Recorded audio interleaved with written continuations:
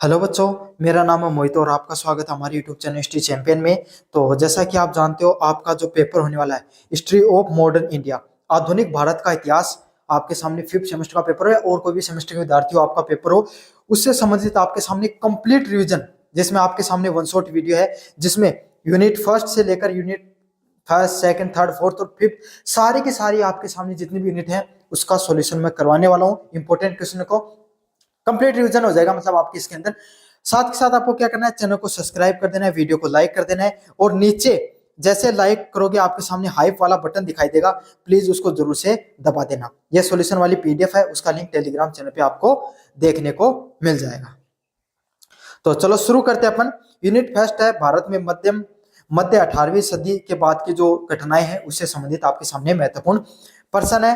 पहला प्रश्न है, मराठा संघ की शक्तियों एवं कमजोरियों को स्पष्ट कीजिए। तो जो मराठा संघ था, मतलब जो मराठा हुए हैं, जिन्होंने, जिसके अंदर छत्रपति शिवाजी के बाद में छत्रपति शिवाजी ने उनको एक छत्र राज किया। साथ के साथ जो मराठा है उनको, उनकी जो सैन्य शक्तियों को एक अलग लेवल पे लेकर चले गए। आपके सामने उनकी किस तरीके से उन्होंने पूरे भारत पे राज किया, कैसे मुगलों को इन्होंने शक्तियों को कमजोर करने का कार्य किया, साथ के साथ किस तरीके से उनका पतन हुआ, इसके बारे में अपन विस्तार से पढ़ेंगे इस क्वेश्चन में। काफी ज्यादा मोस्ट इंपोर्टेंट क्वेश्चन है। अपन इस प्रश्न को शुरू करें इससे पहले एक आपको बता देता हूं, यहाँ पर सोप वाला ऑप्शन दिखाई देगा आपको, या फिर आपके सामने प्रोडक्ट वाला ऑप्शन दिखाई देगा। इस पे क्लिक करके आप क्या कर सकते हो, फ्लिपकार्ट या मंत्रा से कोई प्रोडक्ट खरीदोगे, सबसे ज्यादा डिस्काउंट देखने को मिलेगा। अभी कोई प्रोडक्ट खरीदना चाहते हो, चुपचाप जाके खरीद लो। पहला प्रश्न है सैन्य शक्तियां। शक्तियों की बात करें, मराठा है, उनकी सैन्य शक्तियों की कौन सी शैली हुआ करती थी? गुरिल्ला शैली। गुरिल्ला शैली क्या हुआ करती थी? ये जिस तरीके से गुरिल्ला छुप कर वार करता है, गुरिल्ला क्या करता है भाई, पेड़ों पर बैठा रहता है और उसको जैसे कोई अपना शिकायत दिखाई देता है, उस पर अटैक करके उसको अपने कब्जे में कर लेता है। समझ में आ गया?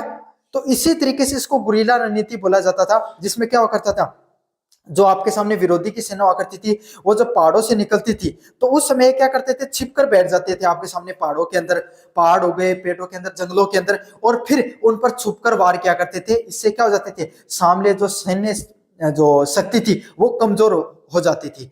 तो सबसे पहले जो गुरिल्ला युद्ध शैली है उसको लाने में और उसको निपुण करने में जो मराठा थे वो सबसे ज्यादा निपुण थे। इस शैली को सबसे ज्यादा आगे ले जाने में शिवाजी है, उन्होंने सबसे बड़ा योगदान दिया। और धीरे धीरे इन्होंने क्या की, अपनी नियमित सेना बनानी शुरू कर दी। पहले छोटे छोटे आपके सामने टुकड़े में ग्रुप हुआ करते थे, वो क्या गुरिल्ला शैली के तहत जो सैन्य शक्ति होती थी उससे कमजोर करते थे। जैसे जैसे इनका साम्राज्य बड़ा होता चला गया छत्रपति शिवाजी का, इन्होंने क्या किया, आपके सामने और अपनी सैन्य शक्तियों को बढ़ा लिया। अगले वाला पॉइंट है विस्तारवादी नीति। इन्होंने उत्तर व दक्षिण भारत में अपनी शक्ति का विस्तार किया और एक बड़े मराठा साम्राज्य का स्थापना की। तो अगर अपन बात करें मराठाओं की, तो शुरुआत इनकी आपके सामने गुजरात महाराष्ट्र वाले क्षेत्र से होती है और उसके बाद में मराठवाड़ा क्षेत्र से होती है, और फिर धीरे धीरे आगे बढ़ते हुए मुगलों से ये सीधी टक्कर लेते हैं। उसके बाद में समझ में आ गया, आप औरंगजेब के खत्म होने के, जो मृत्यु प्राप्त होने के बाद में इन्होंने सीधी टक्कर देनी शुरू की किनको, मुगलों को। और धीरे धीरे आपके सामने जो दक्षिण भारत की तरफ और उत्तर भारत की तरफ अपना जो स्थायित्व है उसको आप और आगे बढ़ाते चले गए। आर्थिक संसाधन, इन्होंने चौथ व सरदेशमुखी जैसे करों के माध्यम से विशाल राजस्व को एकत्रित किया। चौथ कर क्या होता है, चौथ को आपको नाम से पता चल गया, 1/4 मतलब 1/4 भाग।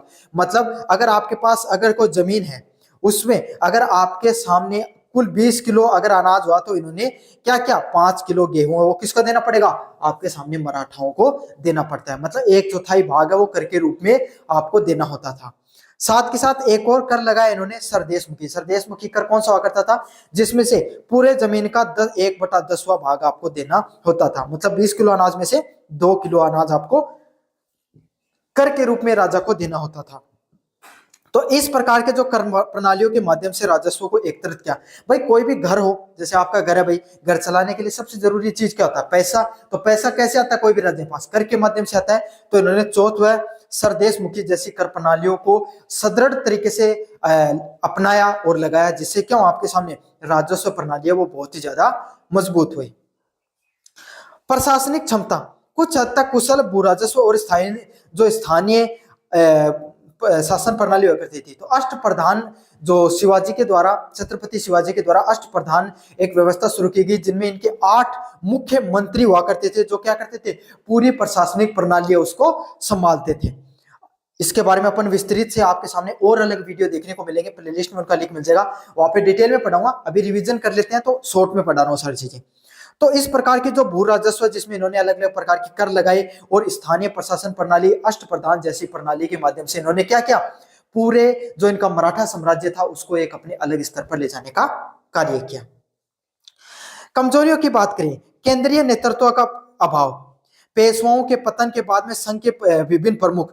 अब देखो, कोई भी साम्राज्य है आपके सामने, जब वो अपनी ऊंचाइयों को छूता है तो उसका कुछ समय बाद में हमेशा रहा है कि उसका पतन भी होता है। तो मराठाओं का पतन कैसे होता है भाई? कोई भी साम्राज्य, उसका पतन होने का मुख्य कारण क्या होता है भाई? कोई भी घर टूटता है, कोई भी घर ही देख लो, आज आप राजा नहीं समझ पाते हो तो आपका कोई घर है, घर में अगर दो लोग अलग अलग हो जाते हैं, न्यारा होना बोलते हैं राजस्थान में उसको, तो क्यों होते हैं? क्योंकि भाई आपस में बनती नहीं है, चार भाई अलग अलग अपना पैसा कमाने लगे, अपने अलग अलग विचारधाराओं के अलग अलग घर बना दिए।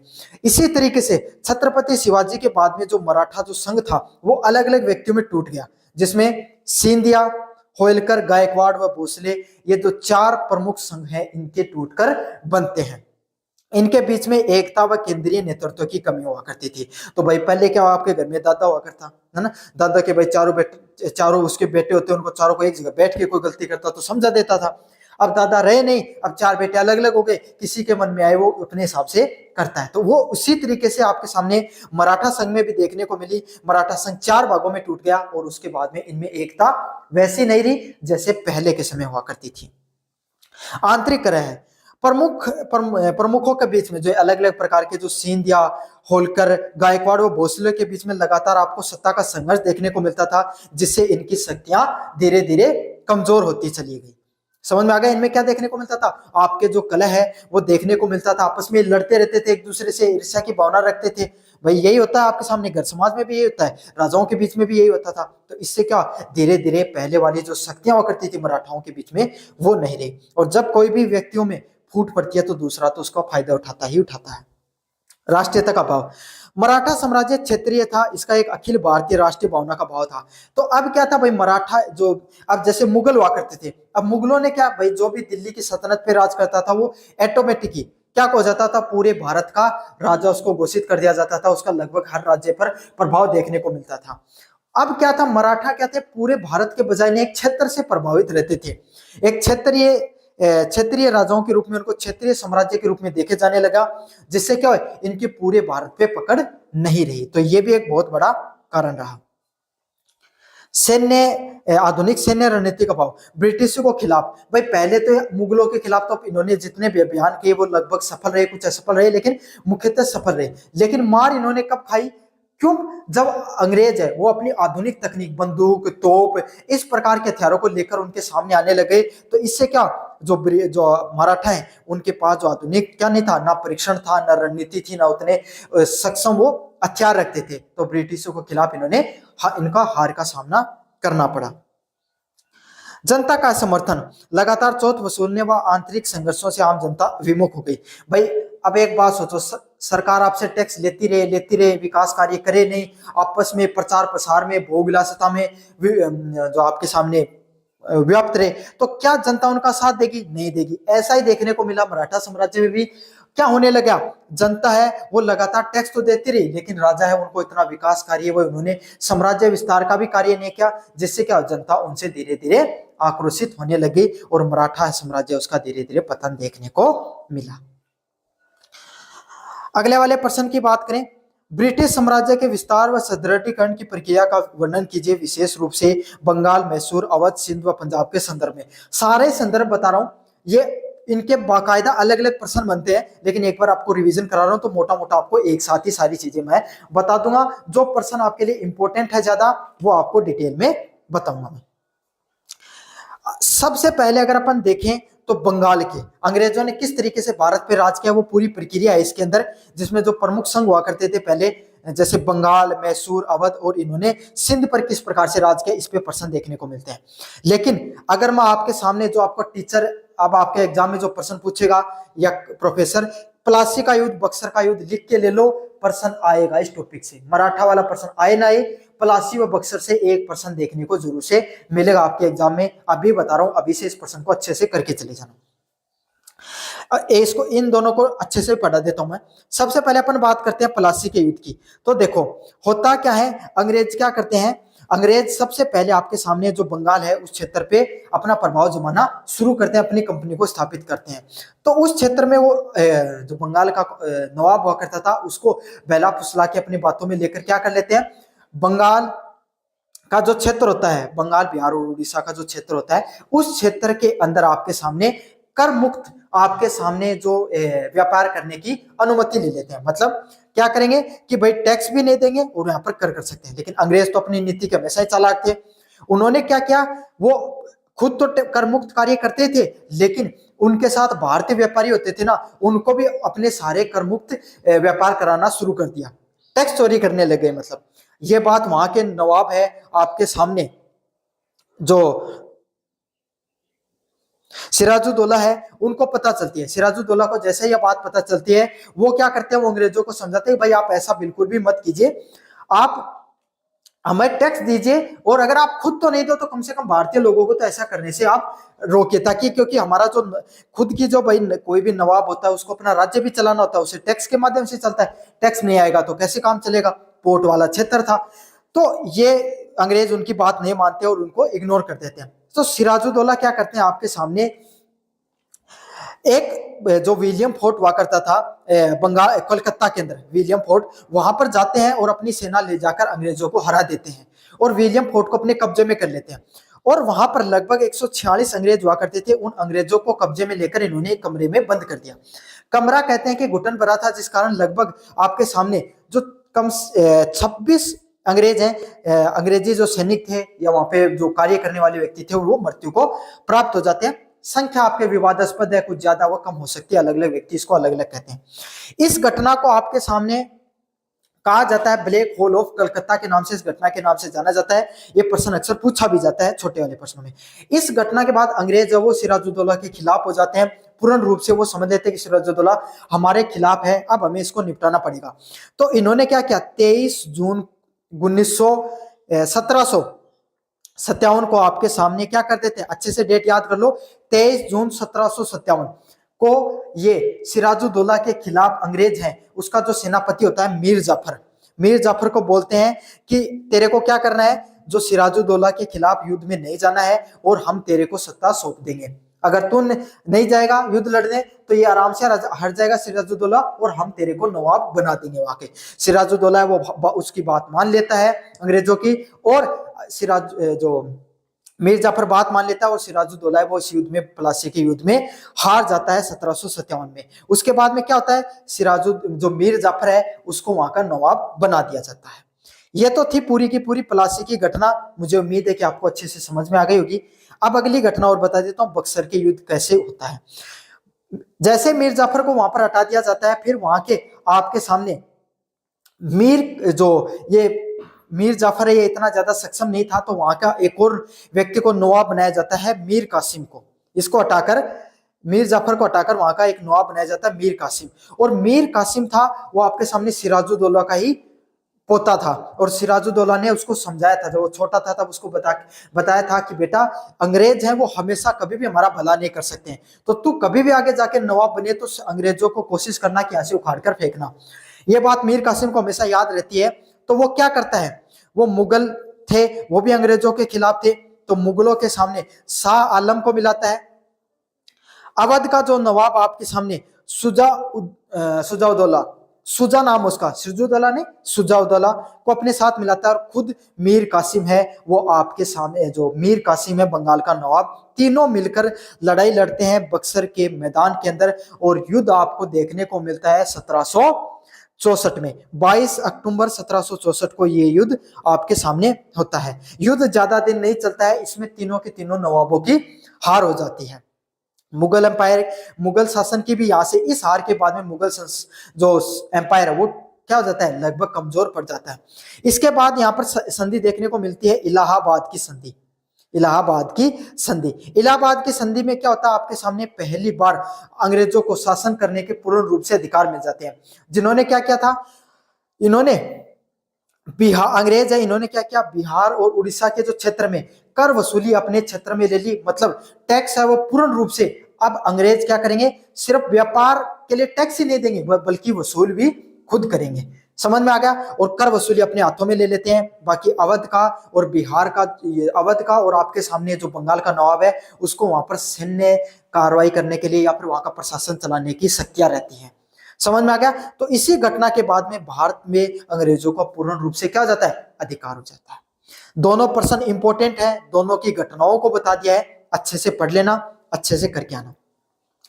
मैसूर एम्पायर पे क्या होता है, हैदर अली तो टीपू सुल्तान जैसे शक्तिशाली शासकों के बावजूद चार आपके सामने जो आंग्ला मैसूर जो युद्ध है वो देखने को मिलते हैं।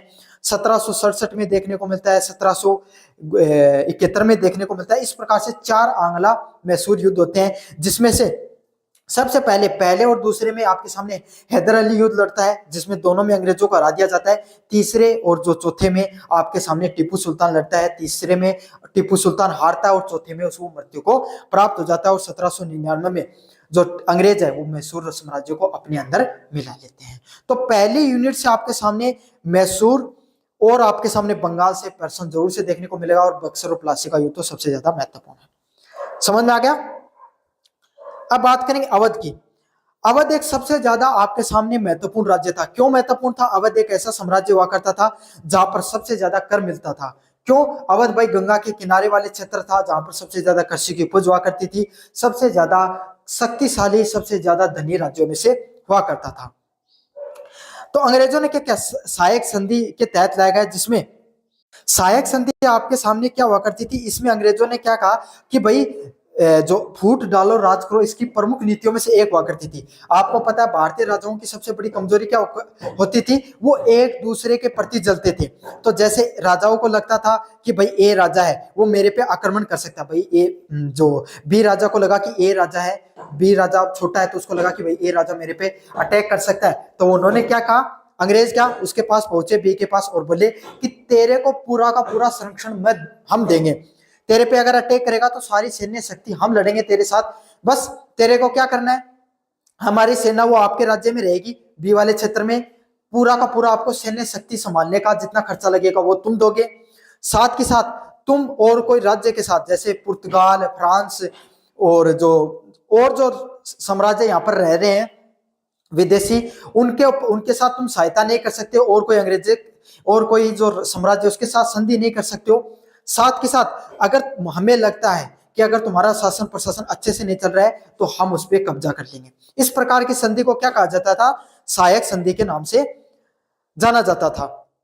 और अंग्रेजों ने क्या किया, सहायक संधि किसके साथ की, अवध के साथ। और 1856 में उस पर कुशासन का आरोप लगाकर क्या कर दिया, लॉर्ड डलहौजी द्वारा उसने उसको विलय कर दिया, भारत के जो अंग्रेजी शासन में इसको मिला लिया। तो इस प्रकार से जो कुशासन की जो इस प्रकार की कूटनीतियों का जो सहारा लेकर अंग्रेज क्या कर लेते थे, भारतीय राज्यों को अपने राज्य में मिला लिया करते थे। सिंध प्रांत की बात करें, 1873 में लॉर्ड एलन बेरो के अधीन ब्रिटिशों ने इसे सैन्य बल के रूप में कब्जा कर लिया। तो सिंध साम्राज्य पे इन्होंने कैसे कब्जा किया, 1843 में लॉर्ड जो आपके सामने एलन बेरो के अधीन में इन्होंने आक्रमण में नेतृत्व में इन्होंने सिंध प्रांत पे लड़ाई लड़ी और वहां पर इन्होंने कब्जा कर लेता है। और उस उत्तरी पश्चिमी जो सीमा है, सिंध का क्षेत्र कहां पर है, जो आपके सामने पाकिस्तान वाला क्षेत्र है, जो उधर वाले क्षेत्र जो एकदम अंतिम वाला इराक वाला क्षेत्र जहां पर अपनी अंतिम सीमाएं पहुंचती हैं, वहां पर इन्होंने अपना कब्जा कर लिया और अपनी जो सैन्य शक्तियां उनको मजबूत किया और क्षेत्र पर भी उनका पूरा अधिकार हो गया। पंजाब की बात करें, पंजाब के सबसे जो शासक, जो सबसे समर्थ, सबसे शक्तिशाली राजा हुआ करते थे महाराजा रणजीत सिंह। महाराजा रणजीत सिंह के साथ क्या की जाती है, संधि की जाती है, जिसमें बहुत ही शक्तिशाली राजा हुआ करते थे महाराजा रणजीत सिंह ने, जिन्होंने अंग्रेजों के साथ अलग अलग प्रकार की संधि की। सबसे पहले संधि करते हैं 1806 में आपके सामने अंग्रेजों के साथ, जिसे लाहौर संधि के नाम से भी जाना जाता है। इस संधि में आपके सामने क्या देखने को मिलता है, जो रणजीत सिंह कहते हैं कि भाई मैं होलकर जो साम्राज्य है उसको जो राज्य है उसको मैं अपने अधीनता से छोड़ देता हूं, आप अंग्रेज है वो मेरे पे आक्रमण नहीं करेंगे। तो अंग्रेज है वो वादा करते हैं भाई हम आप पर आक्रमण नहीं करेंगे। अंग्रेजों को रणजीत सिंह की शक्तियों से वाकिफ भी थे, इसलिए वो उन पर वैसे भी आक्रमण नहीं करना चाहते थे।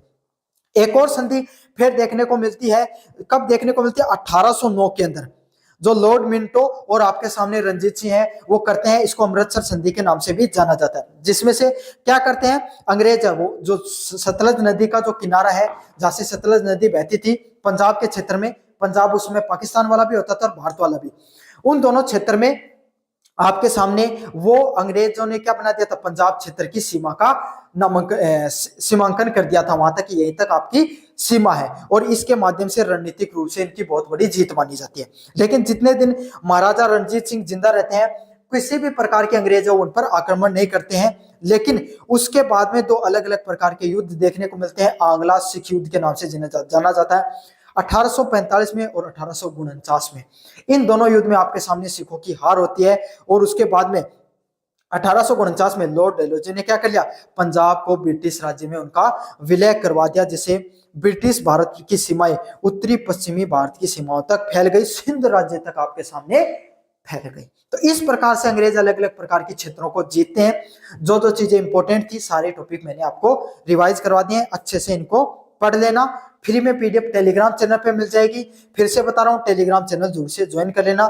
साथ के साथ कोई भी प्रोडक्ट खरीदना चाहते हो फ्लिपकार्ट या मंत्रा से खरीद लेना, फिर डिस्काउंट देखने को मिल जाएगा यहाँ पे व्यू प्रोडक्ट या शॉप वाले ऑप्शन पे क्लिक करके।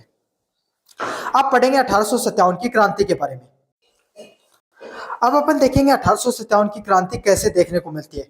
तो अलग अलग कारण रहते हैं 1857 की क्रांति के बारे में, सारे कारणों को अपन विस्तार पूर्वक पढ़ेंगे। मुख्य मुख्य जो कारण है उनको अपन डिटेल से पढ़ेंगे, बाकी इसका एक अलग से वीडियो देखने को मिलेगा आपके सामने जिसमें मैं बहुत ज्यादा डिटेल से आपको चीजों को समझाने वाला हूं। पहले राजनीतिक रूप से डलहौजी की व्यक्तिगत सिद्धांत और राज्यों का विलय करना, मतलब डलहौजी ने क्या नियम बनाया आपके सामने, हड़प नीति भी जिसको बोला जाता है, जिसके तहत डलहौजी क्या कहते थे, अगर कोई भी साम्राज्य उसके राजा को अगर आपके सामने पुत्र नहीं होता, पुत्र प्राप्ति नहीं होती है, तो उसका जो राज्य है वो ऑटोमेटिक आपके सामने ईस्ट इंडिया कंपनी के अधीन आ जाएगा। इसको हड़प नीति के नाम से भी बोला जाता है। साथ के साथ सहायक संधि जैसे इन्होंने नियमों के माध्यम से क्या किया, झांसी अवध जैसे और मुगल है इनको क्या कर लिया, धीरे धीरे अपने अंदर मिलाना शुरू कर दिया। मुगल उसमें बहुत ज्यादा कमजोर होते थे, इनकी हालत भी बहुत ज्यादा खस्ता हो चुकी थी। अलग अलग प्रकार की रणनीतियों की बात करें, ब्रिटिशों ने जैसे स्थायी बंदोबस्त, जैसे स्थायी बंदोबस्त हो गई, महालवाड़ी हो गई, इस प्रकार की जो आपके सामने कर प्रणालियां इन्होंने जो लगाई, जिससे क्या जो आपके सामने प्रजा है, जो जनता है वो उसमें बहुत ज्यादा आक्रोशित थी। जितना टैक्स, जितना लोग कमाई नहीं करते थे उससे ज्यादा अंग्रेज उनसे क्या कर लेते थे, आपके सामने टैक्स लिया करते थे। साथ के साथ जो टैक्स होता था भाई, अगर सरकार अपन से 40 रुपए ले रही है तो उसको कम से कम 20-30 रुपए तो बाहर देश में लगाए। ये क्या करते थे, 40 रुपए लेकर 40 के 40 कहा कर भेज देते थे, 30-35 रुपए अंग्रेज इंग्लैंड भेजते थे। ये समझ लो 20 रुपए तो इंग्लैंड भेज देते थे, 10 रुपए खुद पे खर्च कर लेते थे, 5-10 रुपए आपके सामने सैन्य गतिविधियों में और 1-2 रुपए भारतीय लोगों को खर्च किया जाता था। तो पूरा का पूरा रुपया है, इन्होंने रुपया था, पैसा था जो कर के माध्यम से इन्हें मिलता था, उसको इन्होंने भारत पे लगाने के बजाय अपने भोग विलासिता पे, अपने आप के विकास पे लगाया। भारतीय लोगों का बिल्कुल भी इन्होंने विकास का ध्यान नहीं रखा।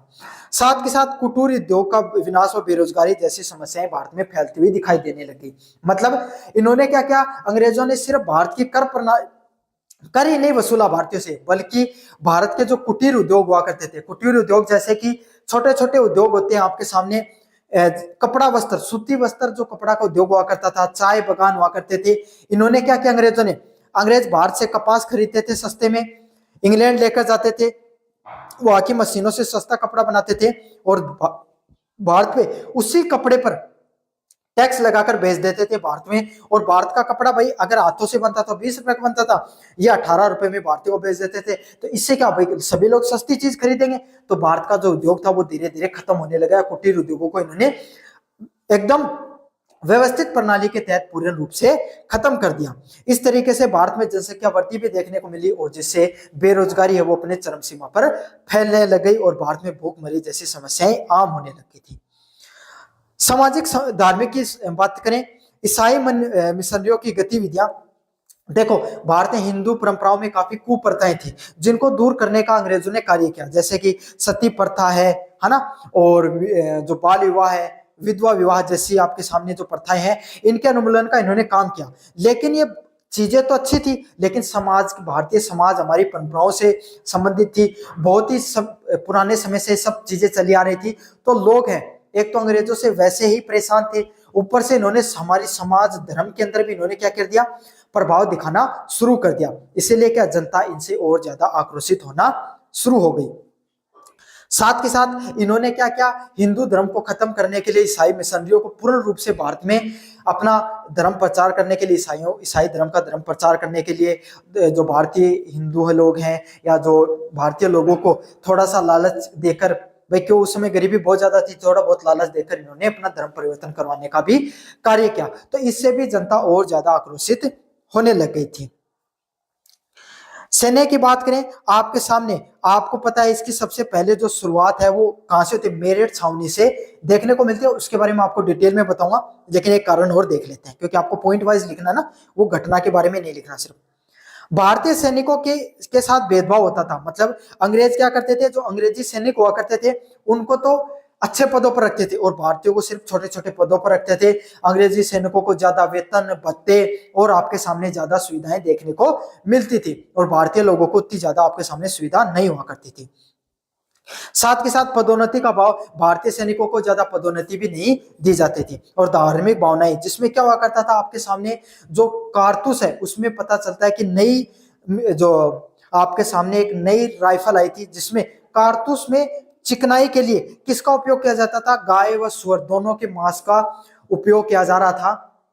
जो फैट होता ना उसका, उसे चिकनाई आती है, उसका उपयोग किया जा रहा था। और उसको जो राइफल होता था उसका कारतूस को मुंह से खोलना होता था।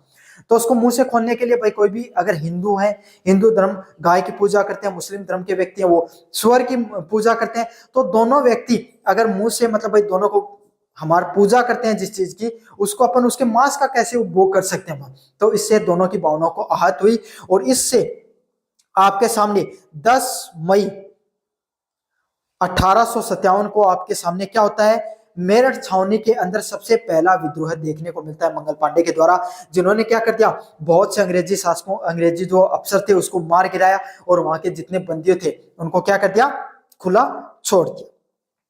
उस घटना के बाद में आपके सामने जो जो वहां के सैनिक थे वो कूच करते हैं कहां की तरफ, आपके सामने दिल्ली की तरफ। वहां के सब बहादुर शाह जफर है, उसको बताते हैं कि भाई हम आपको पूरे देश का क्या मानते हैं, राजा मानते हैं, आप मुगल साम्राज्य से हो, आप पुरानी परंपरा से हो, आप हमारा नेतृत्व करो, बस हम युद्ध लड़ लेंगे, आप तो बस हमारे नेतृत्व में खड़े होना। बहादुर शाह जफर है वो नेतृत्व में खड़े होते हैं, और उस तरीके से छोटे छोटे क्षेत्रों में, जैसे झांसी की रानी है, झांसी से लड़ती हैं, कानपुर से, अलग अलग क्षेत्रों में ये आपके सामने 1857 की क्रांति फैलती है। लेकिन सैन्य संगठनों की एकता के अभाव के कारण ये क्या हो जाता है, आपके सामने ये जो जो 1857 की क्रांति असफल हो जाती है। का अंग्रेजों ने इसको क्या किया, इसको कमजोर दिखाने के लिए सिपाही विद्रोह के नाम से इनको पुकारा। लेकिन अलग अलग प्रकार के जो भारतीय जो विचारक हुआ करते थे, जिसमें वीर सावरकर, इन्होंने क्या कहा, प्रथम स्वतंत्रता संग्राम के नाम से भी जानते हैं। इसमें अलग अलग प्रकार के जो वर्गों की भागीदारी है वो नहीं देखने को मिलती है। खास करके जो कुलीन वर्ग था, पैसे वाले लोग थे, जमींदार वर्ग थे, इन्होंने, पढ़े लिखे लोगों ने इस क्रांति में बिल्कुल भी उनका योगदान नहीं रहता है। इस कारण ये आपके सामने क्या होता है, कूटनीतिक रूप से असफल हो जाता है। संगठन की अभाव था, और असफल तो हो जाता है आपके सामने 1857 की क्रांति, लेकिन इसने भारत में पहली बार भारतीय लोगों की उम्मीद की किरण दी कि हम भारतीय भी एकत्रित होकर क्या कर सकते हैं, अंग्रेजों के खिलाफ युद्ध लड़ सकते हैं, और हम भी इनको हरा सकते हैं। उसके बाद में अलग अलग प्रकार के रिफॉर्म्स भी देखने को मिलते हैं।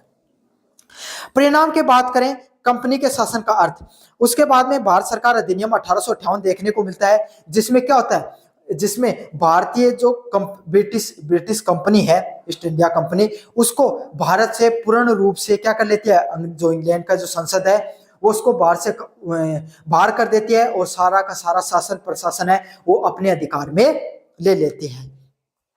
भारत का शासन अब किसके अधीन आ गया था, ब्रिटिश क्राउन है उसके अंतर्गत आ गया था 1858 की क्रांति के बाद में। सेना का पुनर्गठन करना। यूरोपीय सैनिकों की संख्या बढ़ाई गई जिससे भारतीय सेना का पुनर्गठन हुआ।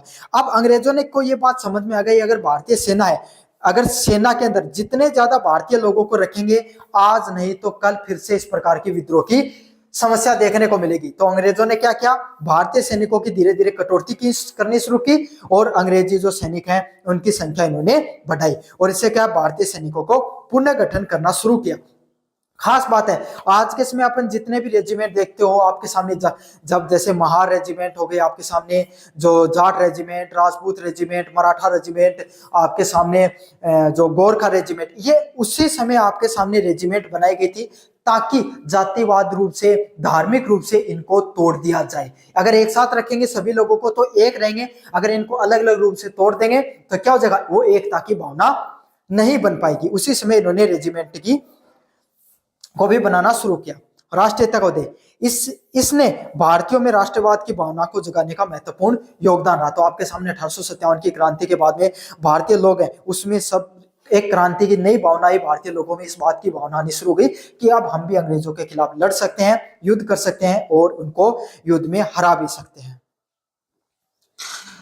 अगले वाले आपके सामने 2 नंबर क्वेश्चन है, भारतीय पुनर्जागरण के प्रमुख सुधार जो आंदोलन है जिसमें ब्रह्म समाज, आर्य समाज, रामकृष्ण मिशन की तुलनात्मक आपको क्या करनी है, अध्ययन करना है आपके सामने। इसके बारे में अपन डिटेल से पढ़ेंगे कि भाई पुनर्जागरण है, भारत में पुनर्जागरण है वो किस प्रकार से देखने को मिलता है, जिसमें से पूर्ण जो समाज सुधार के आंदोलनकारी रहे हैं ब्रह्म समाज, आर्य समाज व रामकृष्ण मिशन की तुलनात्मक आपको अध्ययन करना है।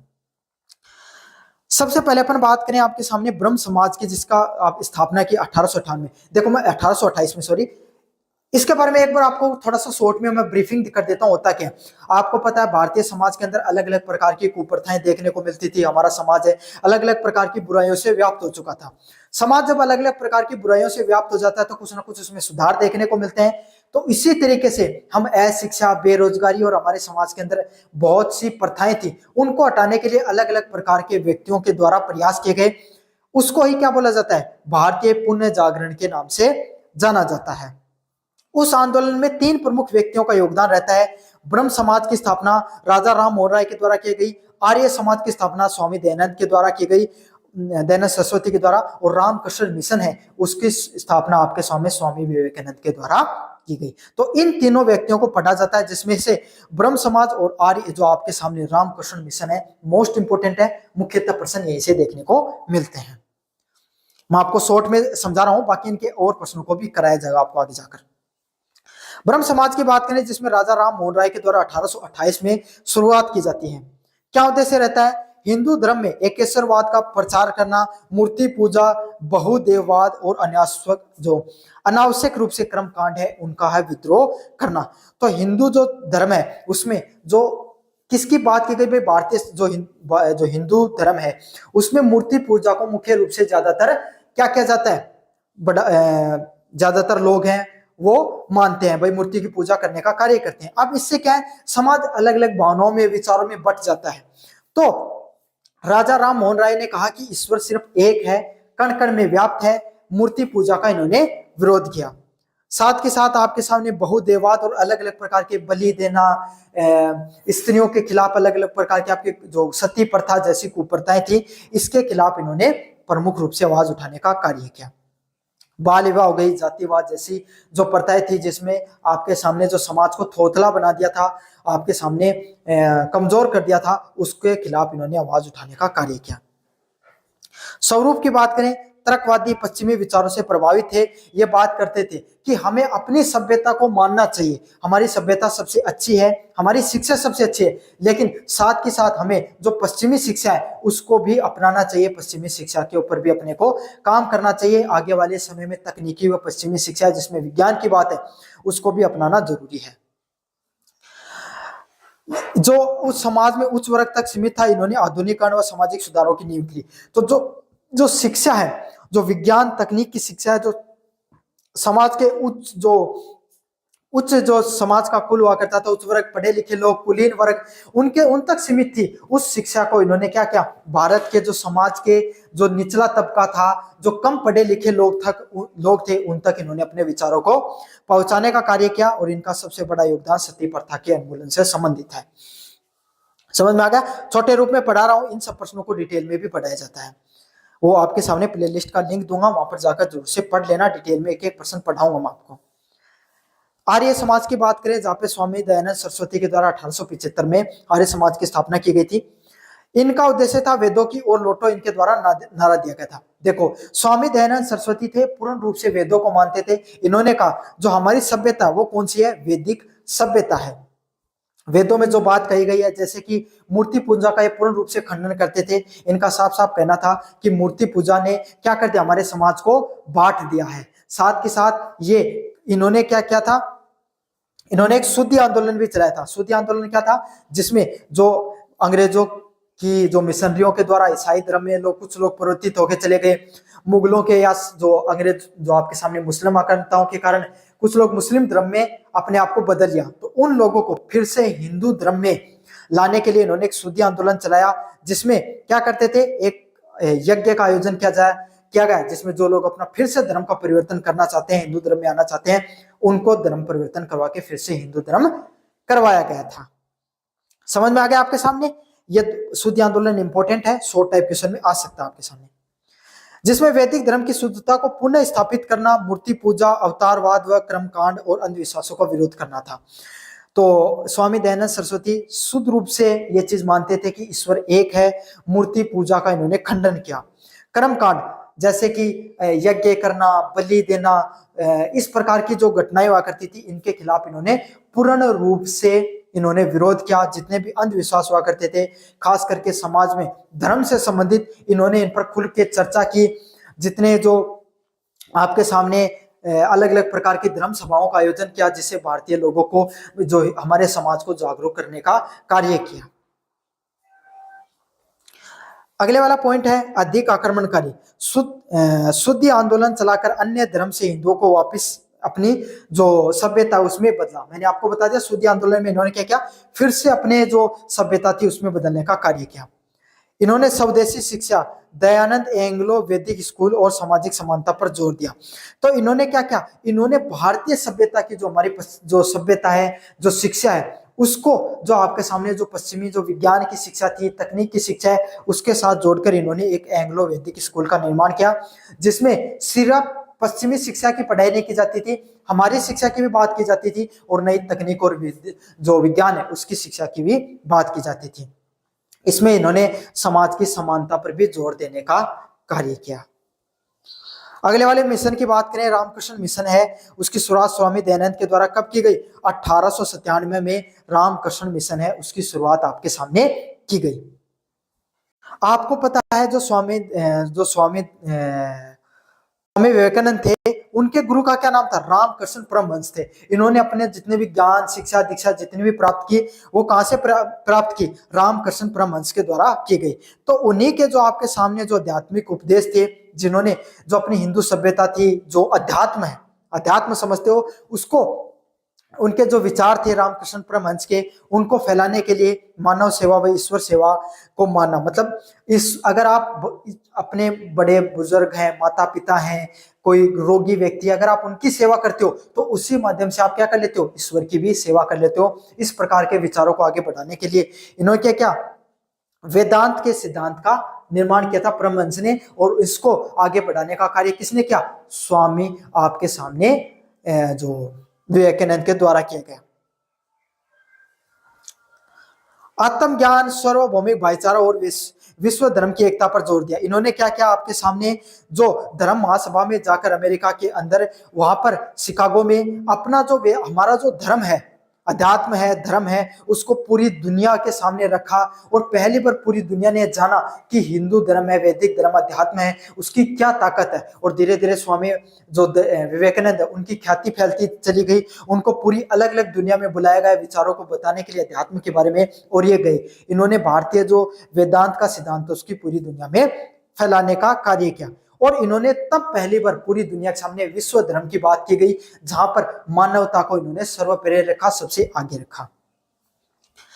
इसमें धर्मनिरपेक्षता, समाज सेवा, शिक्षा, स्वास्थ्य और भारत की सांस्कृतिक विरासत को विश्व पटल पर गौरवान्वित किया। मतलब इन्होंने पहली बार बताया कि भारत की जो संस्कृति है वो पूरी दुनिया के सामने उस संस्कृति का क्या महत्व है। तुलनात्मक ढंग से बात करें, ब्रह्म समाज पश्चिमी तर्कवाद से प्रभावित नहीं था, वही आर्य समाज वैदिक शुद्धता पर बल देता था। मतलब ब्रह्म समाज है वो किस पे ज्यादा आपके सामने महत्व करता था, वो पश्चिमी तर्कवाद से प्रभावित नहीं था, बल्कि आर्य समाज की वैदिक शुद्धता की बात करता था। मतलब तर्क से ज्यादा अध्यात्म पे जोर दिया जाता था कि हम अपने अपने विचारों के माध्यम से, अपनी शुद्धता के माध्यम से हम कैसे जीवन में आगे बढ़ सकते हैं। रामकृष्ण मिशन ने आध्यात्मिक विकास के साथ साथ मानव सेवा पर भी जोर दिया। तो रामकृष्ण परमहंस का मानना यह था कि सिर्फ भक्ति करने से जीवन में कुछ नहीं होगा, आप मानव सेवा के माध्यम से भी क्या कर सकते हो, जीवन में आगे बढ़ सकते हो। साथ के साथ तीनों ने सामाजिक बुराई का विरोध किया तथा भारतीय समाज को आधुनिक बनाने में क्या की, महत्वपूर्ण भूमिका निभाई। तो जो आपके सामने तीनों की तीनों व्यक्ति हैं, चाहे स्वामी दयानंद सरस्वती हो, चाहे आपके सामने राजा राम मोहन राय हो, और चाहे रामकृष्ण परमहंस के मिशन को आगे बढ़ाने वाले स्वामी जो विवेकानंद हो, तीनों ने क्या किया, भारतीय समाज को पहली बार एक नई विचारधारा से जोड़ा, आधुनिक विचारधारा से जोड़ने का कार्य किया। यूनिट नंबर आप अपन बात करें थर्ड की तरफ, भारतीय राष्ट्रीय आंदोलन के प्रथम चरण की बात करेंगे, जहां पर यूनिट नंबर थर्ड में अब अपन ने देख लिया है किसके बाद, 1800 शताब्दी के बाद। अब अपन 1800 शताब्दी के अंतिम चरण और 19वीं शताब्दी की तरफ बढ़ रहे हैं, जहां पर भारतीय जो लोगों में स्वदेशी की भावना जागृत हो रही है, और हम क्या करें, स्वतंत्रता आंदोलन की तरफ अब धीरे धीरे बढ़ते हुए जा रहे हैं। समझ में आ गया आपके सामने, जो जो इंपॉर्टेंट क्वेश्चन है, टॉपिक है, कंप्लीट रिवीजन करा रहा हूं, अभी भी बता रहा हूं, टेलीग्राम पे पीडीएफ मिलेगी। चैनल को सब्सक्राइब नहीं किया तो अभी तक कर दो, हाइप वाला बटन नहीं दबाया, लाइक करके दबा दो, जितना ज्यादा हाइप करोगे उतना ज्यादा फायदेमंद रहता है। पृष्ठभूमि की बात करें, भारतीय राष्ट्रीय कांग्रेस के गठन की पृष्ठभूमि व उद्देश्यों का वर्णन कीजिए। तो भारतीय जो राष्ट्रीय कांग्रेस है उसका गठन किस प्रकार से होता है, उसकी पृष्ठभूमि और उसके उद्देश्य का वर्णन के बारे में विस्तृत रूप से बताइए। पृष्ठभूमि की बात करें, ब्रिटिश नीतियों का असंतोष होना, किस प्रकार से कांग्रेस है वो, उसका भारतीय राष्ट्रीय कांग्रेस है उसका आपके सामने वो देखने को मिलती है। ब्रिटिश शोषणकारी आर्थिक नीतियों ने धन निष्कासन व नक्सलीय भेदभाव व दमनकारी प्रशासनिक व्यवस्था ने भारतीयों में असंतोष व्याप्त था। कैसे था भाई, आपको पता अंग्रेज क्या करते थे, भारतीय लोग उनपे जो शोषणकारी अलग अलग प्रकार की जो नीतियां लागू करने का कार्य करते थे, जिसमें टैक्स करते, अलग अलग प्रकार के कर लगा देते थे, नील खेती को जबरदस्ती खेती करवाई जाती थी, जिसमें नील खेती हो गई, लोगों में अकाल पड़ रहा है, लोगों के पास पैसा नहीं है, तो भी क्या करते थे, आपके सामने टैक्स कर लेने का कार्य करते थे। साथ के साथ जो कर था वो कर है, अब क्या था, उसको कर को भारतीय लोगों पर भी नहीं लगाते थे, उनको क्या अपने देश इंग्लैंड में या अपने देश के अपने भोग विलासितों में, अपने खुद के उपभोग में उसका ज्यादातर उपयोग करते थे। इससे भारत धीरे धीरे गरीब होता चला गया और भारतीय लोगों में अब शिक्षा है वो बढ़ने लगे, तो समझ में आने लगा कि अंग्रेज जब हमारे साथ क्या गलत कर रहे हैं। साथ के साथ नक्सलीय भेदभाव भी करते थे। अंग्रेज क्या करते थे, भारतीय लोगों को छोटी पोस्टों पर रखते थे, और जो अंग्रेज है उनको खुद को अपने से ऊंचा मानते थे, शिक्षा में, सामाजिक में, हर क्षेत्र में अपने आप को आगे मानते थे, तो अपने आप को ऊंचे पदों पर रखते थे, भारतीय लोगों को नीचा दिखाने का कार्य करते थे। साथ के साथ दमनकारी प्रशासनिक व्यवस्था ने भारतीय लोगों में असंतोष पैदा कर दिया। अंग्रेज क्या करते थे, कोई भी भारतीय व्यक्ति उनका विरोध कर देता था, तुरंत उस पर क्या कानूनी कार्रवाई हो जाती थी, उसको फांसी तक की सजा दे दी जाती थी। तो इस प्रकार की जो दमनकारी जो प्रशासनिक व्यवस्था है उससे भारतीय लोगों में और ज्यादा असंतोष फैलने लग गया। पश्चिमी शिक्षा, इसने भारतीयों को उदारवाद, राष्ट्रवाद व आत्मनिर्णय जैसी पश्चिमी विचारों से परिचित कराया। तो अब आपको पता भाई, शिक्षा एक वही है, शिक्षा जब भी किसी समाज में फैलती है तो उससे क्या होता है, उस समाज का उद्धार तो होता ही होता है। तो यही काम किया पश्चिमी जो विचारधारा है वो भारतीय लोगों को धीरे धीरे अंग्रेजों ने अपने फायदे के लिए पढ़ाना शुरू किया था, ताकि क्या हो, वो हमारी मतलब थोड़े बहुत पढ़ लें तो हमारी मदद भी हो जाए, साथ साथ हमारे विचारों से भी प्रभावित हो। लेकिन जैसे इन्होंने भारतीय लोगों ने उनको पढ़ा, विज्ञान के बारे में, तकनीक के बारे में, तर्क के बारे में जाना कि भाई वास्तविकता में तर्क क्या होता है, सिर्फ धार्मिक शिक्षा ही नहीं होती है, इसके अलावा भी शिक्षा के कुछ अलग रूप होते हैं। तो भारतीय लोग हैं उदारवाद के बारे में जाना, मतलब किस प्रकार के समाज में फ्रांस है, इटली है, आपके सामने यहाँ की क्रांतियां होनी शुरू हुई, कैसे मार्क्सवाद से संबंधित जो सिद्धांत है, खैर वो तो बाद में है, लेकिन इटली, फ्रांस, अमेरिका की क्रांतियों के बारे में भारतीय लोगों ने पढ़ा। राष्ट्रवाद के बारे में जाना कि कोई भी देश है वहां पे किस प्रकार से क्रांतियों का निर्माण होता है, कैसे लोगों को एकजुट होकर भारत अपने जो आंदोलन है उसका स्वरूप देना होता है। और आत्मनिर्णय जैसे जो सिद्धांत थे उनको क्या पश्चिमी विचारों से इन्होंने पढ़ना शुरू किया। सामाजिक धार्मिक सुधार, ब्रह्म समाज, आर्य समाज जैसे आंदोलनों ने क्या क्या सामाजिक चेतना और एकता को बढ़ाने का कार्य किया। मतलब ब्रह्म समाज हो गया, आर्य समाज हो गए, इन ये जैसे ये आंदोलन है, इस आंदोलन ने क्या क्या सामाजिक चेतना है और एकता को बढ़ाने का कार्य किया। इसके माध्यम से इन्होंने क्या क्या ब्रह्म समाज, आर्य समाज जैसे जो आंदोलन है इसको सामाजिक एकता व चेतना से बढ़ाने का कार्य किया। भारत में आपके सामने अलग अलग प्रकार के विचारक है वो देखने को मिले। राजा राम मोहन राय हो गए, आपके सामने जो स्वामी विवेकानंद हो गए, इन्होंने नए विचारधारा को भारतीय लोगों के सामने पेश किया, भारतीय लोगों को समझाया कि हमारे कुप्रथा है उनको हटाओ समाज से, हमें धार्मिक रूप से किस प्रकार से एक रहना है, साथ के साथ आधुनिक शिक्षा को किस प्रकार से ग्रहण करना है। तो इससे जो ये जो आंदोलन हुए इससे सामाजिक चेतना फैली भारतीय लोगों में, साथ के साथ एकता को भी बढ़ाने का कार्य किया।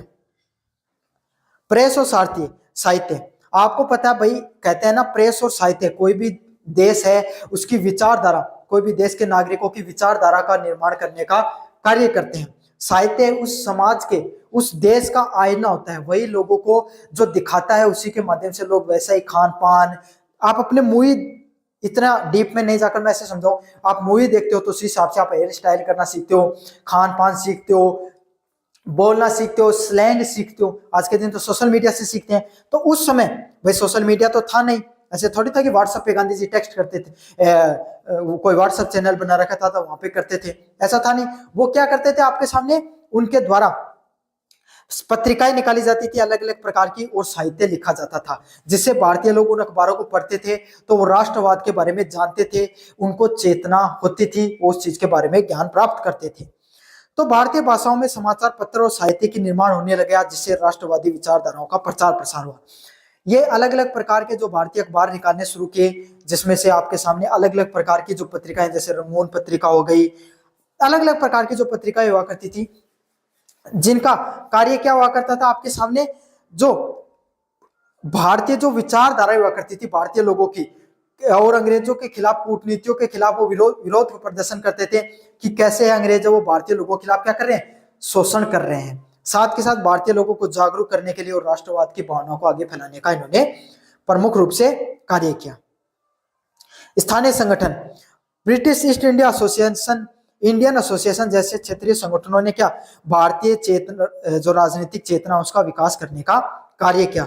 तो ब्रिटिश ईस्ट इंडिया एसोसिएशन हो गई, इंडियन एसोसिएशन हो गई, जैसे जो क्षेत्रीय संगठन है, इन्होंने क्या क्या राजनीतिक चेतना है उसके निर्माण करने का, विकास करने का कार्य किया। ये तो थे प्रमुख कारण कि राष्ट्रीय कांग्रेस की स्थापना क्यों होती है। अब कैसे होती है ये देखते हैं आपके सामने। तो सबसे पहले आपके सामने एओ, कब आपके सामने 28 दिसंबर 1885 को एओ ह्यूम के द्वारा क्या की जाती है, भारतीय राष्ट्रीय कांग्रेस है उसकी स्थापना बंबई के अंदर देखने को मिलती है। और ये एक ऐसा मंच था जिन्होंने क्या किया, भारतीय लोगों को एकजुट करने का कार्य किया। इसके क्या क्या उद्देश्य थे, बहुत ज्यादा महत्वपूर्ण प्रश्न, अच्छे से कर लेना, ऐसे प्रश्न आएगा कांग्रेस से। पहला प्रश्न है भारतीय लोगों को एकजुट करना, देश के विभिन्न हिस्सों से शिक्षित भारतीयों को एक मंच पे लाने का कार्य किया। मतलब भारत में अलग अलग प्रकार के जो आपके सामने जो स्वतंत्रता सेनानी थे या तो ऐसे लोग थे जो समाज पे पकड़ रखते थे, शिक्षित लोग थे, कुलीन वर्ग से लोग थे, इनको एक मंच प्रदान करने का कार्य किया। भाई घर में मान लो एक राज्य है, उन 4 आदमी ही जो उन चलान कार्य करें, तो वो 4 जगह बटे रहो, वो 4 आदमी अगर एक छत के नीचे आके बैठ के आपस में बातचीत करके कोई सुलह करें, चाहे विचार अलग अलग हो लेकिन एक विचारधारा मिल जाए। तो कांग्रेस ने यही करने का कार्य किया कि भारत के जो अलग अलग प्रकार के जो शिक्षित लोग थे, पढ़े लिखे लोग थे, जिनकी भारत को स्वतंत्र कराने में रुचि थी, वो एक मंच के नीचे आए और इन्होंने भारत के एक स्वतंत्र भारत के निर्माण की नींव रखने का प्रयास किया। जनमत तैयार करना, सार्वजनिक समस्याओं पर भारतीय लोगों के विचारों को संगठित करना और सरकार तक पहुंचाना। सार्वजनिक समस्याओं पर भारतीय लोगों के क्या क्या विचारों को संगठित करना और सरकार तक पहुंचाने का कार्य किया। मतलब अलग अलग प्रकार के लोग, हर साल आपके सामने अधिवेशन देखने को मिलता था, हर साल कोई नई विचारधारा देखने को मिलती थी जिसपे इनके द्वारा कार्य किया जाता था। भारतीय विचारों को, जो समस्याएं हैं उनको, समस्याओं का समाधान करना है, किस तरीके से उस पर क्या किया जाता था, अमल किया जाता था और कार्य किया जाता था। राजनीतिक जागरूकता, लोगों में राजनीतिक चेतना व राष्ट्रवाद की भावना विकसित करना। सभी लोग, अलग अलग प्रकार के जो नेता हैं, स्वतंत्रता सेनानी अलग अलग क्षेत्र से आते थे, वो किसी एक एजेंडे पर काम करते थे, अधिवेशन में उस पर बात होती थी और उसी एजेंडे को आपके सामने आगे फैलाया जाता था। जैसे स्वदेशी आंदोलन की शुरुआत हुई तो अलग अलग प्रकार का जो स्वदेशी आंदोलन का अधिवेशन निकला, भारत में अलग अलग प्रकार के स्वतंत्रता सेनानी अपने अपने क्षेत्र में गए, उन्होंने अलग अलग स्वरूप से क्या क्या उस जो आंदोलन उसको आगे बढ़ाने का कार्य किया। उसी तरीके से अलग अलग क्षेत्र से अलग अलग लोग आते थे, वो क्या करते थे, अपनी जो राजनीतिक चेतना है और राष्ट्रवाद की भावना है उसको अपने क्षेत्र में फैलाने का कार्य करते थे। जो कांग्रेस के माध्यम से एक मंच था वो, एक तरीके से प्रतिनिधित्व की मांग, भारतीयों के लिए प्रशासन और विधायी परिषदों की अधिक प्रतिनिधित्व की मांग करना। कांग्रेस के जो जितने भी जनप्रतिनिधि वहां पर इकट्ठे होते थे, अब उनको समझ में आने लग गया था, अगर हमें भारत में स्वतंत्रता प्राप्त करनी है तो हमें राजनीतिक रूप से सक्रिय होना पड़ेगा, अंग्रेजों के साथ हमें क्या करना पड़ेगा, राजनीति में आना पड़ेगा। तो अंग्रेज धीरे धीरे क्या क्या भारतीय जो लोग थे उन्होंने जो सार्वजनिक मंच था भारतीय राष्ट्रीय कांग्रेस, वहां से अंग्रेजों के सामने पेशकश रखी कि अब हमें जो विधायी परिषद है जहां पर आप फैसले करते हो वहां पर हमें और ज्यादा प्रतिनिधित्व देने की मांग की। इसी से आपके सामने जो भारत सरकार अधिनियम 1919 में आपके सामने भारतीय लोगों को और ज्यादा प्रतिनिधित्व देखने को मिलता है। दोस्ती का बढ़ावा देना, विभिन्न क्षेत्र, धर्म व जातियों के बीच में मैत्रीपूर्ण संबंध भी बढ़े। भाई कोई मंच के नीचे कोई किस धर्म से था, कोई किस क्षेत्र से था, कोई अलग जातियों से था, सभी लोग एक साथ मिलकर वहां पर बैठने लगे, एक दूसरे के बारे में विचार जानने लगे। जब जो उन सभी लोगों की अपनी अपनी लड़ाई थी, अब वो एक जगह इकट्ठी होकर एक समाज के, एक भारतीय लोगों की लड़ाई बन गई थी। तो इसका भी बहुत ज्यादा प्रभाव हुआ। सेफ्टी वॉल सिद्धांत, कुछ इतिहासकारों ने कांग्रेस की स्थापना ब्रिटिश के लिए एक सेफ्टी वॉल के रूप में कार्य की ताकि वे बढ़ते असंतोष का नियंत्रण किया। जो इसके विरोधी लोग होते हैं वो कांग्रेस के लिए कहते हैं कि अंग्रेजों ने ही कांग्रेस की स्थापना की, जिससे क्या करते थे, जिसके अगर जो भारतीय लोगों में जो असंतोष फैल रहा था उसको कम करने के लिए इसको स्थापना की गई है। इसको सेफ्टी वॉल सिद्धांत के नाम से जाना जाता है। गांधी जी के नेतृत्व में भारतीय राष्ट्रीय आंदोलन की प्रमुख विशेषताओं को विश्लेषण करना है और आपको असहयोग आंदोलन, सविनय अवज्ञा आंदोलन और भारत छोड़ो आंदोलन को अच्छे से पढ़ लेना। देखो मैं वाला प्रश्न है, इसमें आपको तीनों आंदोलनों के बारे में नहीं पढ़ा रहा हूं, लेकिन आप एक बार अच्छे से पढ़ लेना। इससे संबंधित मैंने वीडियो पहले भी करवा रखे हैं, आप उनको देखकर चले जाना।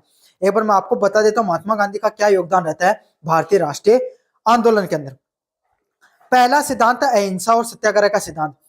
यह गांधी जी का केंद्रीय विचारधारा थी। आप सबको पता है भाई महात्मा गांधी ने किस विचारधारा को माना, अंग्रेजों के खिलाफ अहिंसा की विचारधारा को माना, जिसमें जो वो क्या करते थे, कोई भी व्यक्ति होता भाई, आप अगर कोई भी व्यक्ति उसके खिलाफ हिंसा करते हो तो उसको भी आपके खिलाफ हिंसा करने का मौका मिल जाता है, और इससे जो मुख्य मुद्दा है उससे आपके सामने जो चीजें वो बटकर हिंसा की तरफ, ज्यादा की तरफ चीजें बढ़ जाती हैं।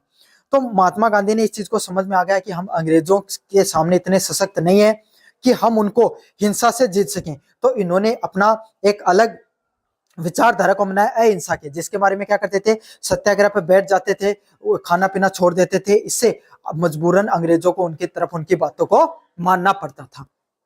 और धीरे धीरे क्या थी, महात्मा गांधी में जनशक्ति को एक जगह इकट्ठा करने की एक अद्भुत शक्ति थी, जिससे उनके पीछे बहुत ज्यादा लोग उनके पीछे खड़े हो जाते थे। इससे भी अंग्रेजों को मजबूरन उनके साथ उनकी बातों को मानना पड़ता था। तो इन्होंने अन्याय के विरोध के लिए आध्यात्मिक शक्ति, सत्य की शक्ति और अहिंसक प्रतिशोध का उपयोग किया, जिसे बड़े पैमाने पर जन भागीदारी को संभव बनाया। मतलब इन्होंने क्या, महात्मा गांधी जी ने क्या किया, अहिंसा के माध्यम से अलग अपने जो विचारों को रखने का प्रयास किया, और ये प्रयोग है भारत में बहुत ज्यादा अंग्रेजों के खिलाफ एक सशक्त हथियार के रूप में कार्य करता है, और भारतीय लोगों को स्वतंत्रता दिलाने में सबसे प्रमुख हथियारों में से एक था।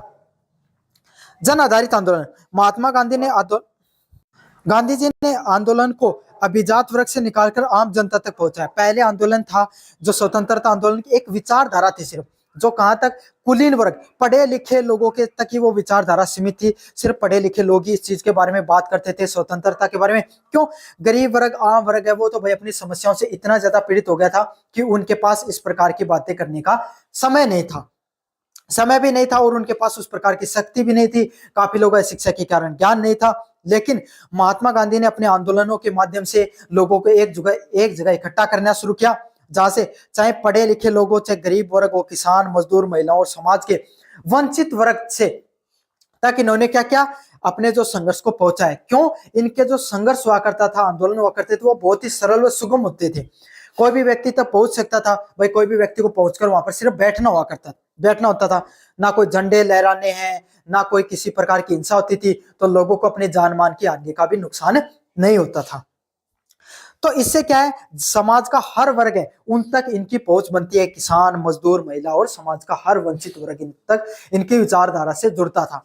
साथ के साथ खुद एकदम साधारण विचारधारा कपड़े पहनते थे, ग्रामीण परिवेश की बातें करते थे, आपके सामने इस प्रकार से रहते थे। इससे हर व्यक्ति इनसे जुड़ाव महसूस भी करता था। नैतिक और आध्यात्मिक आधार, इन्होंने राजनीति को नैतिकता से जोड़ा। मतलब अपने जो संघर्ष है इसको इन्होंने राजनीति को नैतिकता से जोड़ने का प्रयास किया, जिसके अंदर इन्होंने पहले लोगों को समझाया कि भाई किस तरीके से हम सिर्फ अहिंसा के माध्यम से नहीं, अहिंसा के माध्यम से भी क्या कर सकते हैं, आंदोलन की रूपरेखा रख सकते हैं। आत्मबल, आत्म शुद्धि व व्यक्तिगत विचारों पर इन्होंने जोर दिया, लोगों को समझाया कि हम अपने जो सत्य के माध्यम से सही रास्ते पर चलकर भी कोई भी बड़ी से बड़ी शक्ति के खिलाफ लड़ सकते हैं और जीत सकते हैं।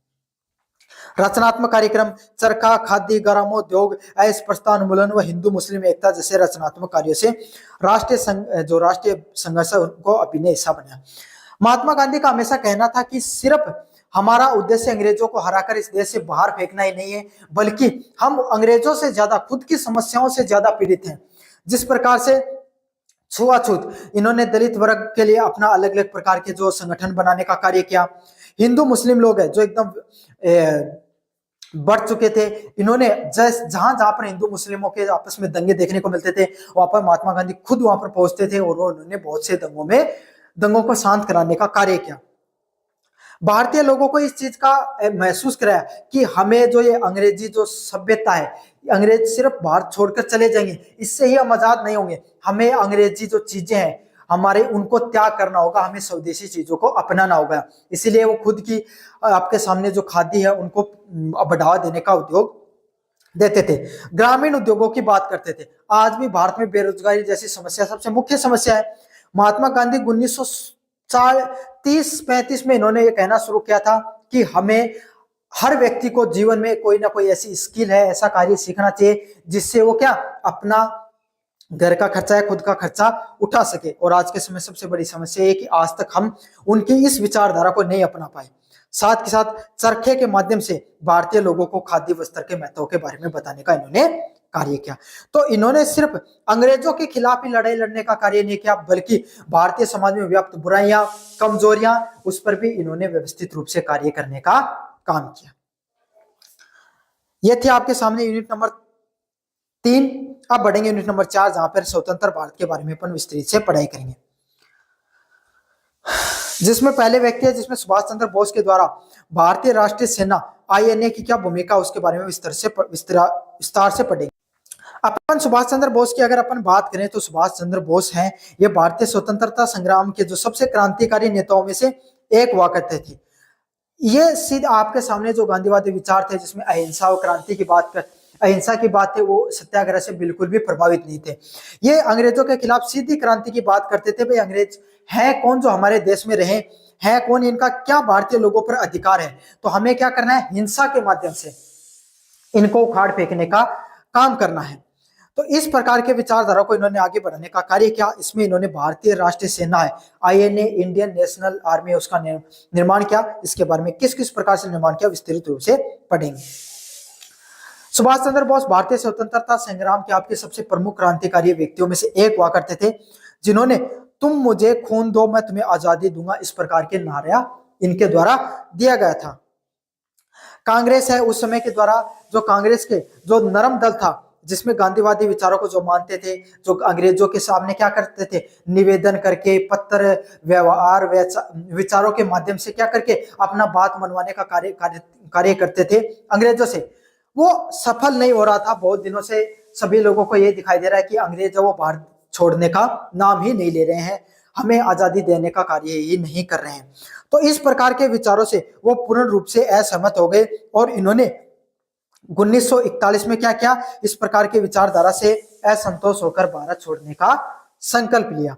और वहां से वो क्या किए, जर्मनी और जापान की सहायता से भारत को आजाद कराने का प्रयास किया। क्यों जर्मनी और जापान की सहायता क्यों ली? क्योंकि वो उस समय आपके सामने शीत युद्ध का काल चल रहा था। इस समय जर्मनी और जापान है वो आपके सामने किसके खिलाफ थे? इंग्लैंड के जो ब्रिटिश साम्राज्य है उसके खिलाफ थे। तो इसकी सहायता से, भाई दुश्मन का दुश्मन क्या होता है? दोस्त होता है। इसीलिए ये जर्मनी और जापान की सहायता लेकर क्या की, भारत को आजाद कराने का प्रयास किया।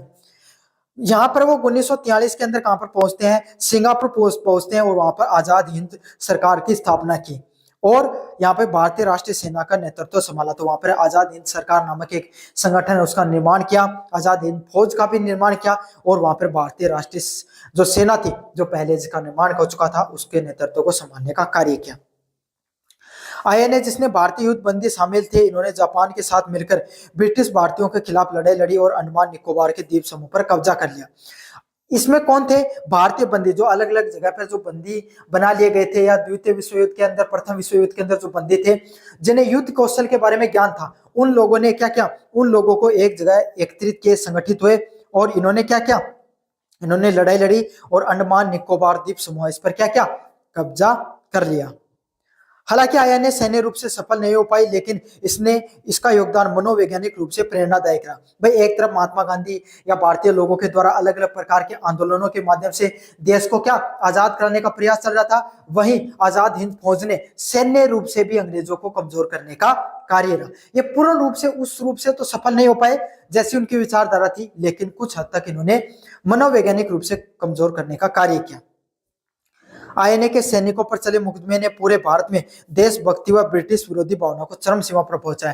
तो आईएनए के जो सैनिकों को पकड़ लिया जाता था, उस पर दमनकारी अलग अलग प्रकार की जो कानून लगाकर उनको फांसी पर लटकाया गया। इस चीज को पूरे देश ने देखा और इससे क्या विरोध की भावना अंग्रेजों के खिलाफ और ज्यादा फैली, जिससे भारत की स्वतंत्रता प्रक्रिया वो और तेज हुई, जिससे क्या है धीरे धीरे भारत में स्वतंत्रता आंदोलन है वो और ज्यादा मजबूत होता है।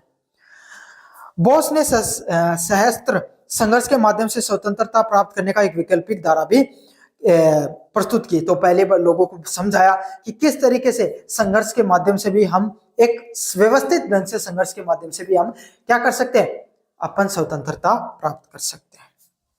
यह था पहला प्रश्न। अगले वाले प्रश्न को और पढ़ लेते हैं, आखिरी और इंपॉर्टेंट प्रश्न ये वाला भी। भारत के विभाजन के कारणों और परिणामों का प्रकाश डालिए। किस प्रकार से भारत का विभाजन होता है, उसके क्या क्या कारण होते हैं, उसके क्या क्या परिणाम होते हैं, इसके ऊपर विस्तृत रूप से चर्चा करेंगे। द्विराष्ट्र संघर्ष सिद्धांत मुस्लिम लीग द्वारा प्रस्तावित था, जिसमें भारत व हिंदू मुस्लिमों को दो अलग राष्ट्र निर्माण करने का प्रस्ताव माना गया। जिसमें क्या था भाई, ये वो सिद्धांत था जिसमें क्या माना गया कि भाई मुस्लिम लोगों को पाकिस्तान एक अलग देश बना दिया जाए और हिंदू लोगों के लिए एक अलग देश हिंदुस्तान का निर्माण कर दिया जाए, भारत या इंडिया का निर्माण कर दिया जाए। क्यों? आपस में इतने ज्यादा दंगे हो रहे थे, आपस में एकजुटता की भावना वो लगभग खत्म हो रही थी।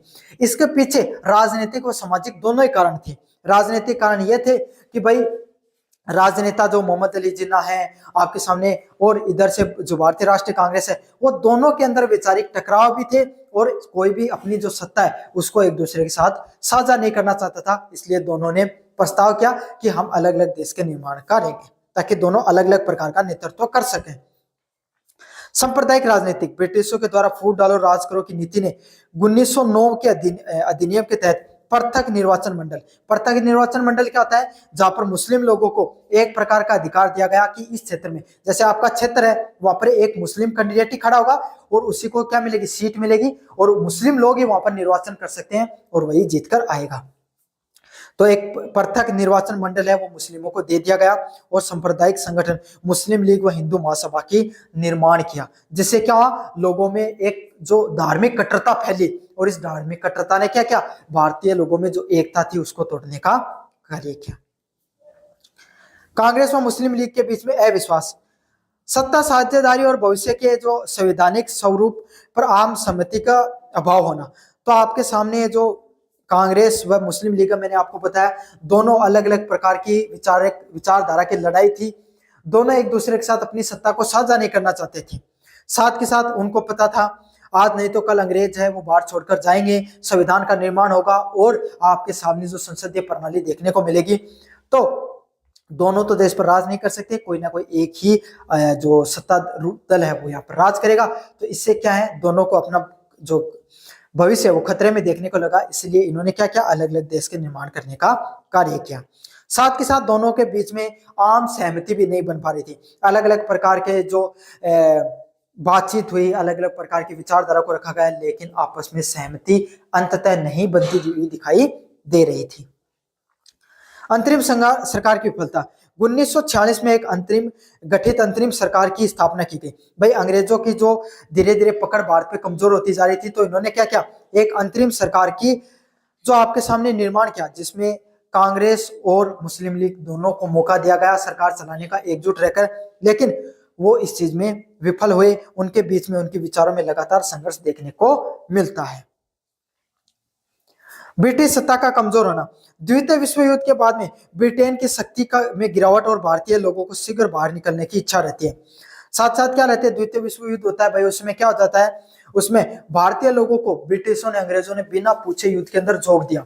इससे विद्रोह और ज्यादा फैल गया और उस समय क्या हो जाती है आपके सामने ब्रिटिश लोग हैं उन वो धीरे धीरे जीत तो जाते हैं लेकिन कमजोर हो जाते हैं, उनकी सैन्य शक्तियां कमजोर हो जाती हैं, वहां की सरकार बदल जाती है और वहां की जो बदली हुई सरकार ने वादा किया था भारत को स्वतंत्र कर दिया जाएगा। तो इससे क्या है बाद में और पूरी दुनिया है, अमेरिका उसका भी यूएनओ का भी अमेरिका उसका भी दबाव लगता है कि भारत को आजाद किया जाए। तो धीरे धीरे विदेशी ताकतों विदेशी शक्तियों के द्वारा ब्रिटिश पे लगातार दबाव बन रहा था कि भारत को आजाद किया जाए और धीरे धीरे भारत है वो आजाद हो जाता है। माउंटबेटन योजना, विभाजन की रूपरेखा प्रदान करना जिसमें अंततः सांप्रदायिक हिंसा रोकने को स्वीकार किया गया। मतलब क्या किया गया, विभाजन को अंततः माउंटबेटन के द्वारा सहमति दे दी गई। क्यों, लगातार दंगे हो रहे थे, तो अंततः कांग्रेस ने इस बात पे सहमति जताई कि अब हमें देश को विभाजित कर ही देना चाहिए। तो यह आपके सामने पूरा भारतीय जो आधुनिक भारत का इतिहास है पूरे के पूरे को मैंने रिवीजन करा दिया। जितने इंपॉर्टेंट टॉपिक थे सबके सबको मैं अपने अच्छे से पढ़ लिया है। धन्यवाद।